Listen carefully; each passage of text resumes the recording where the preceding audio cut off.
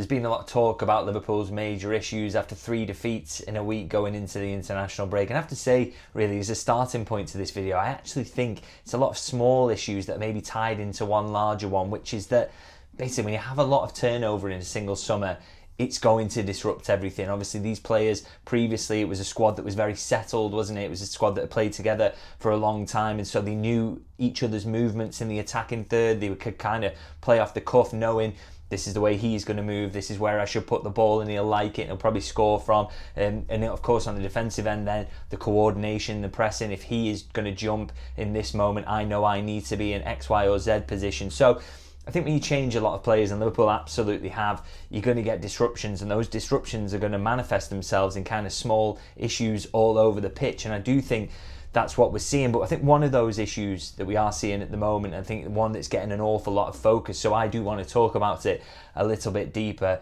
and look at potential solutions as well, is ball progression. That is getting the ball from Liverpool's defensive third into the final third, feeding the strikers, feeding the forwards, and allowing them to score goals from there. That has been an issue that's presented itself as a bit of a theme throughout the game so far, and so I want to take a bit of a closer look at that. And I mean, there's a really good example here. How many times have you seen Ibrahima Konate with his foot on the ball in this situation and kind of wondered to yourself, where's he going to go? Has he got enough options there? How are Liverpool going to progress the ball? And we've seen Liverpool lose it plenty of times in that situation. We've also seen them go long with a hopeful ball forward and lose it in that way as well. So it is a little bit of an issue on the eye test as we're judging it so far this season. And so I want to take a deeper look. And I think the first place to start really is, can we find evidence that it is a problem beyond just looking at the eye test and that feeling that Liverpool are getting pressed? We want supporting evidence of that, and it won't surprise you to find that I have absolutely found some of that. Now, I'll bring up a graphic here which kind of shows you touches all over the pitch this season versus last season. So segments of the pitch, the attacking third, middle third and your defensive third, and you can see it jumps out at you straight away really. Touches in the middle third, roughly the same as last season, 304.6 to 307.6. This is per 90 by the way. But touches in the defensive third have gone up from 191.7 per 90 to 214.1. So Liverpool are taking more touches in the defensive third than they were last season, and it's come at the expense of touches in the attacking third. You can clearly see, so 191.4 last season to 175.6. So it just shows you Liverpool have got more of the ball in the defensive third, and they are struggling to get it as consistently into the attacking third so far this season. So the numbers absolutely support what we are seeing so far. I would also mention actually in this segment that the passes into the penalty area are also down as a result. It was 11.3 per 90 last season, now down to 10.3 this season. So you can see it has a knock-on effect on your ability to threaten the opposition. Not just getting the ball to the forwards, but obviously getting it into dangerous areas in general is a big issue for Liverpool. So what are the consequences of this? Well, Salah's numbers is one that's had a lot of attention, and I think rightly so. It's not been a great start to the season, certainly by his standards. I think for most normal forwards he hasn't done too badly, but by his standards it's definitely been a drop-off. And you can look, there's a graphic here that compares basically everything that he was doing last season to this season, and I mean you can see all those attacking metrics are right down. His ability to shoot, his ability to get expected assists, all these aspects that you want Mohamed Salah to do, they're much lower this season, and that is a real problem because I mean he was one of the best players in the world, possibly the best last season, and this season he just doesn't look anything like that. So is the mitigation relating to what we're talking about? Well, absolutely yes, it's that he doesn't touch the ball as frequently as he did last season. Now that is because Liverpool are not getting the ball into that final third. We've seen that, and that is affecting Salah's ability to get shots away, his ability to get passes into the penalty area away. If you give your attackers less of the ball, they are going to do less with it, and therefore the team as a whole is going to suffer. And I think that's what we're seeing with Mohamed Salah really. And of course it's not just Salah who's being affected by this, it's the attack as a whole. So for example, I'll show you now, Salah's touches per 90 is down to 39.4, down from 45.2 per 90 last season. And they were in different teams, but I think it tells you in terms of, when you make your signings from different sides, you want them to replicate what they did for the previous employers. And Liverpool aren't giving their signings the chance to do that, because Florian Wirtz is taking 59.1 touches per 90 this season from 80.3 for Bayer Leverkusen last season. And also Alexander Isak is down to 29 touches per 90 from 33.5. So your attackers are not going to be as good as they were for the previous teams, or the same team in the case of Salah, if you do not give them the ball as frequently as you should be doing. So that is clear evidence of how it's costing Liverpool and how it's affected them. Now, I mentioned turnover as a reason, and I absolutely think that's the case, but also the profiles of the players involved in your build-up is absolutely key as well. And it's clear that there's a few issues in terms of this now. Maybe some players being missed, which I think won't kind of surprise you. I'll bring up a graphic here of progressive passes per 90 for Liverpool last season, and I think immediately you can see something that's quite interesting from this. Harvey Elliott, Trent Alexander-Arnold and Kostas Tsimikas are the top three, and none of them played for Liverpool this season. Now that is an issue. Of course, you compare it to this season and you can see Curtis Jones has taken a leap forward, which is very, very encouraging, but he doesn't play every week. He's not in the manager's starting 11, generally speaking, is he? Of course, McAllister, Gravenberch, Wirtz, Szoboszlai, all probably ahead of him in that midfield pecking order. Robertson's still putting up some solid numbers as he did last season, but he's not playing as frequently this season. Of course, it's Kerkez who's the first choice in that left-back spot. You see Wirtz is showing up fairly well, but of course he's not generally where you don't necessarily always want him involved in deep progression. You want him involved in progression further up the pitch, so that's where a lot of his numbers are coming from.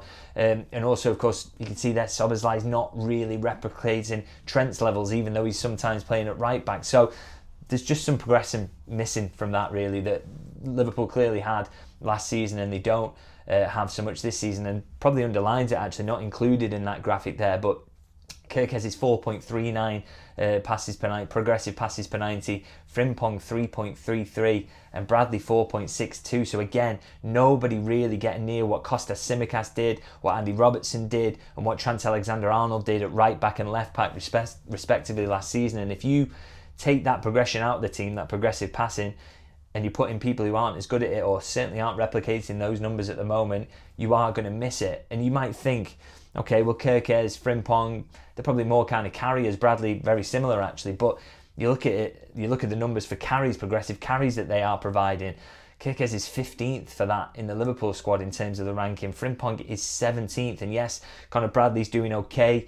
He's in 4th place, so that's exactly where you want him, and I think he's the one who will be able to consistently provide those progressive carries from right back.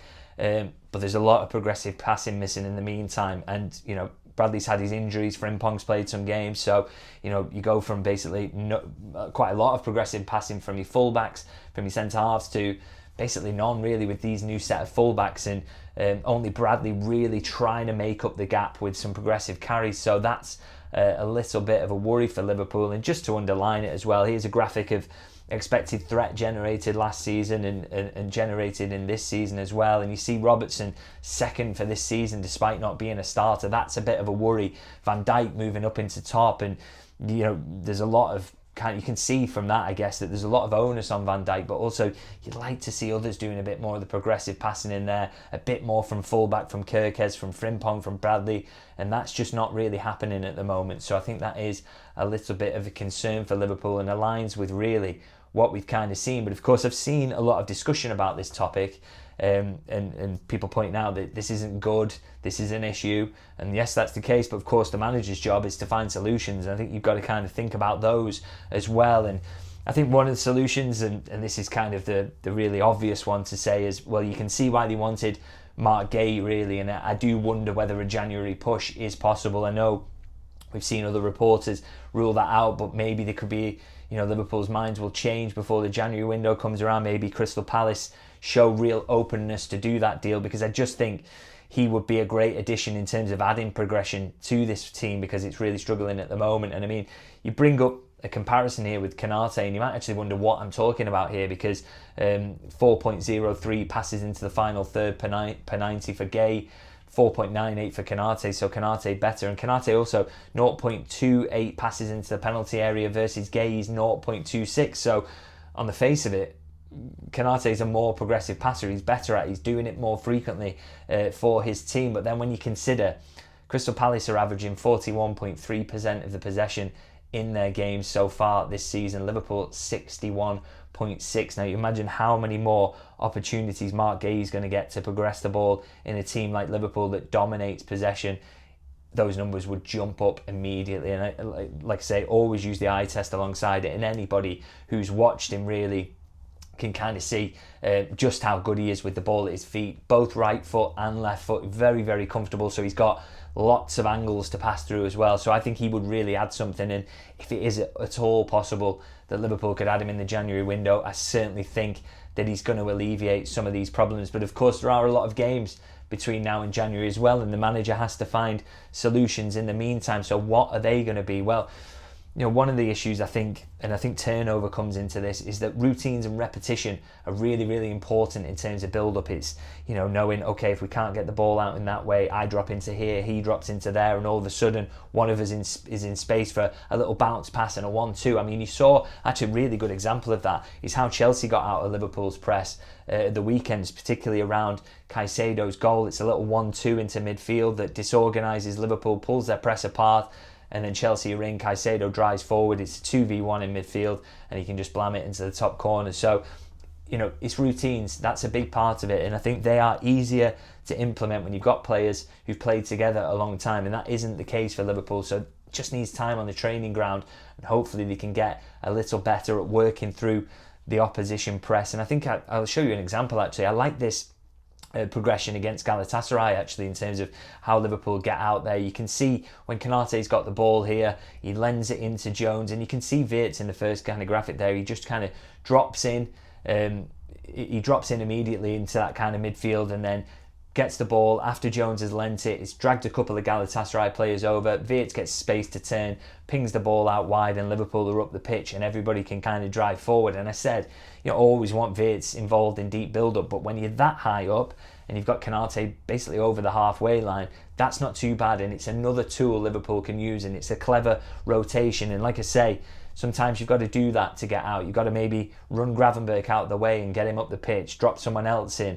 When you do that, that's how you start to create space. So not all is lost. They can do these things themselves. They can, they can work these things out with the tools that they've got available to them at the moment. So it's not a case of, oh, well, they're missing these players. It's never going to solve itself. I think time on the training ground can certainly help in terms of this, and certainly watching clips as well. But also, you know, one of the tools I'm talking about in terms of that might help with this in the short term to immediately rectify it is perhaps Curtis Jones. I mean, as I mentioned earlier, really, his progressive passes per 90 has jumped up to 11.2 per 90 this season, and I think it's comfortably best at Liverpool. And I thought he was really great against Galatasaray in terms of this. It was actually one of the upsides of the performances that Liverpool were able to get the ball into the final third a bit more consistently, and it's because of his ability to take the ball under pressure. And you can see I've got an example here where he kind of drops in, takes it at left back. You think, oh, he's going to get closed down. He just jinks past his man, ball inside. Liverpool are out the press and they can move forward. So, and they've dragged all those pressing Galatasaray players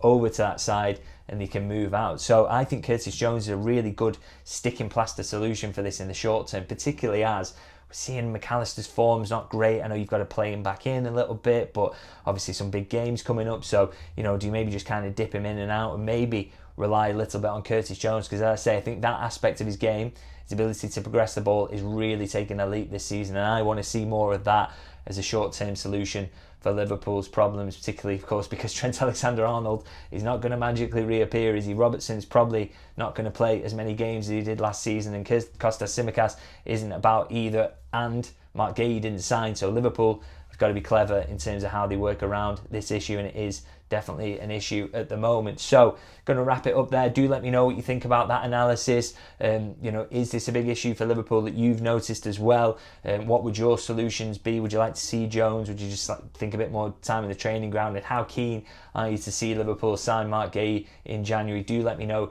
your thoughts on all that. And of course, if you can like and subscribe, that's massively appreciated, particularly the likes, because I took a few days off recently and you may have noticed, and that's torpedoed my reach on YouTube, unfortunately. So get these videos shared if you can. That's always massively helpful. And I'll wrap it up there and say I'll see you guys very soon.